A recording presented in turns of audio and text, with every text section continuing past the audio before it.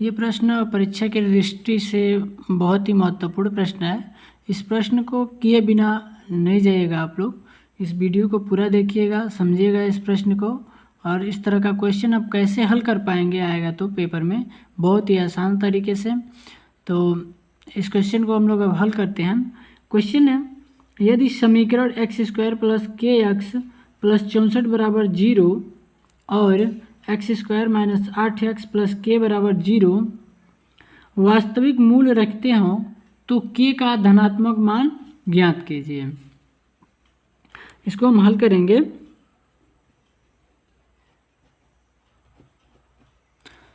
हल करते हैं। दिए गए समीकरण जो हैं, दिए गए समीकरण पहले लिख लेते हैं। दोनों समीकरणों को लिखते हैं।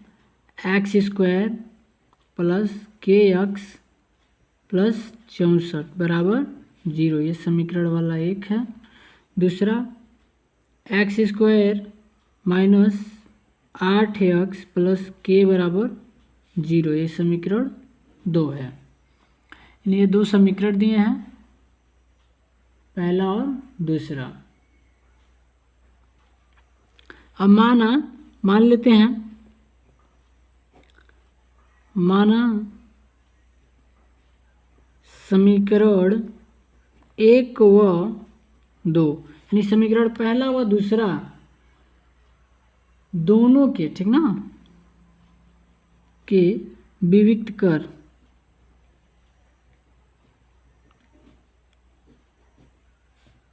एक का D1 और एक का D2 है। क्रमशः D1 तथा D2 है। एक का D1 है, एक का D2 है। चूँकि D1 इक्वल टू, चूँकि विविक्तकर का जो सूत्र होता है, विविक्तकर का सूत्र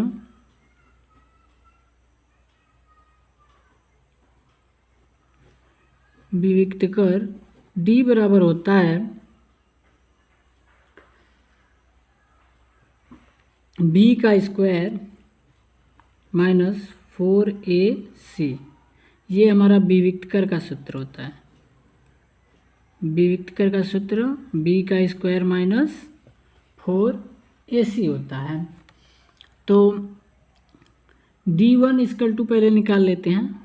चूँकि D1 पहला विविक्तकर निकालते हैं। पहला विविक्तकर, पहले में b बराबर क्या हो जाएगा, तो समीकरण से तुलना कर लें।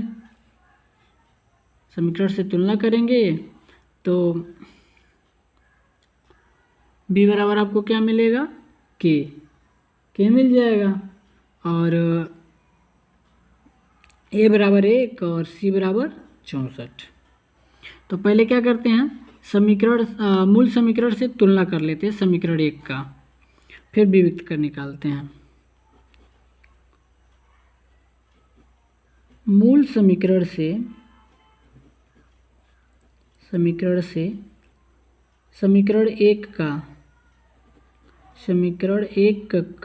तुलना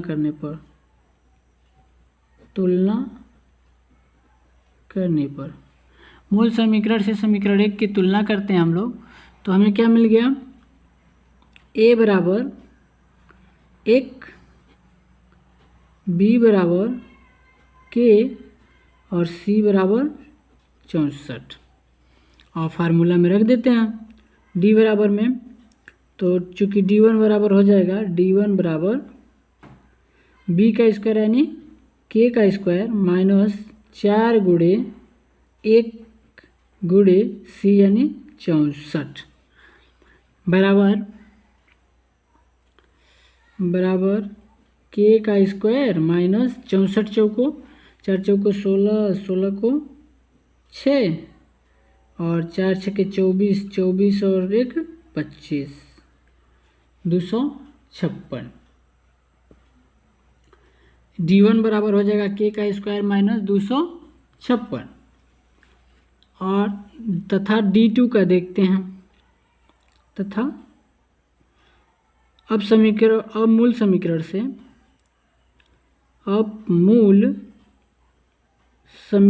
से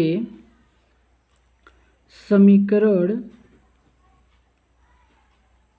2 का तुलना करने पर आप क्या करेंगे, समीकरण 2 का मूल समीकरण से तुलना करें तो क्या मिल जाएगा, a बराबर, मूल समीकरण से तुलना कर रहे हैं तो a बराबर यहाँ भी 1 मिल रहा है, b बराबर -8 मिल रहा है, b बराबर -8 और c बराबर k मिल रहा है। तो यहाँ d2 बराबर हो जाएगा, d2 बराबर यानी दूसरा विविक्तर निकालना है, d2 बराबर b का स्क्वायर -4ac, तो b का स्क्वायर यानी -8 का स्क्वायर -4 गुणे 1 गुणे c यानी k, तो बराबर 8 अठे 64, 8 अठे 64 -4 k, 8 अठे 64 -4 k, ये हो जाएगा d2।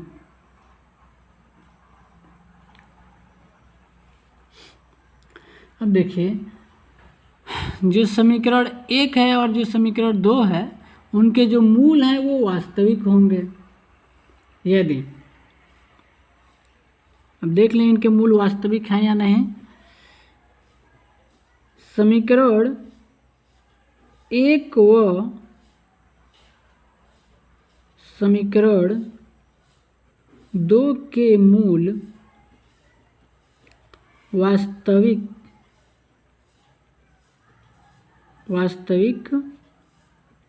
होंगे यदि क्या d1 बड़ा या बराबर होगा 0, d1 बड़ा या बराबर होगा 0 तथा दूसरे समीकरण का जो भी विविक्तर आएगा वो यानी d2 वो भी बड़ा या बराबर होगा 0 के। वास्तविक होने का यही नियम है, जो विविक्तर है वो 0 से बड़ा होना चाहिए या बराबर होना चाहिए, 0 से बड़ा या बराबर होना चाहिए। तो जो यहाँ पे पहला विविक्तर जो हमें मिला है, पहला विविक्तर वो क्या है, k का स्क्वायर -256, k का स्क्वायर -256 बड़ा या बराबर होना चाहिए कितना, 0। इसको आगे देखते हैं तो क्या हो जाएगा, k का स्क्वायर माइनस नहीं, बड़ा या बराबर k का स्क्वायर बड़ा या बराबर हो जाएगा 256 को पक्षांतर कर देते हैं तो यहाँ प्लस में इधर आएगा तो माइनस में उधर जाएगा तो प्लस में हो जाएगा 256, k का स्क्वायर बड़ा या बराबर होगा 256 के, तो k बराबर हो जाएगा, केवल k के बराबर करते हैं तो k बराबर √256 का निकालते हैं तो होता है 16 करनी नहीं रहेगा, केवल रहेगा 216, कितना आ जाएगा 256 का 16, 256 का निकाले तो 16 आ गया। चूँकि ये बड़ा या बराबर होगा, क्या होगा, बड़ा या बराबर होगा, बड़ा या बराबर के बड़ा या बराबर 16 यानी कि k बराबर हो जाएगा 16, k बराबर हो जाएगा 16। तथा दूसरे में देखते हैं, दूसरा d2 बराबर क्या है, d2 का जो है वो है आपका 64 -4k, 64 -4k बड़ा या बराबर होगा 0 के, बड़ा या बराबर होगा 0 के, तो 64 के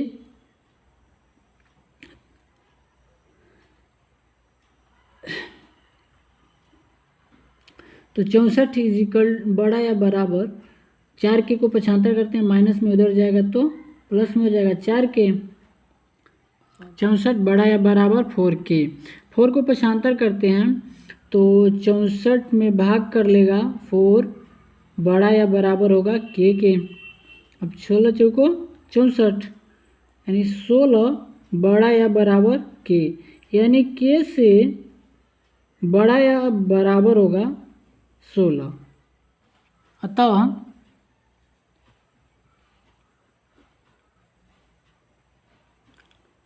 दोनों समीकरण के देखा जाए तो k बराबर भी 16 है और यहाँ भी k बड़ा या बराबर है, k से बड़ा या बराबर 16 है। तो यहाँ भी देखा जाए तो विविक्तकर बड़ा हो रहा है 0 से, और दोनों में k का जो मान मिला है हमें, जो विविक्तकर d मिला है वो 0 से बड़ा या बड़ा है। तो यहाँ जो समीकरण के मूल हैं वो क्या होंगे, वास्तविक होंगे। अतः दोनों समीकरण के मूल वास्तविक होंगे।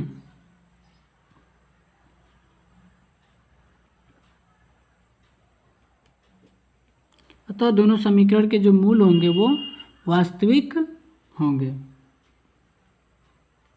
यदि k बराबर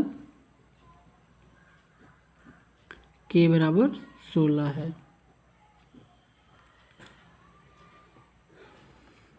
इस तरह से हम विविक्तकर का ये सवाल हल करेंगे। विविक्तकर निकालने के लिए भी पूछ सकता है, तो इस तरह का सवाल लगाने के लिए हम ये ट्रिक अपनाएंगे।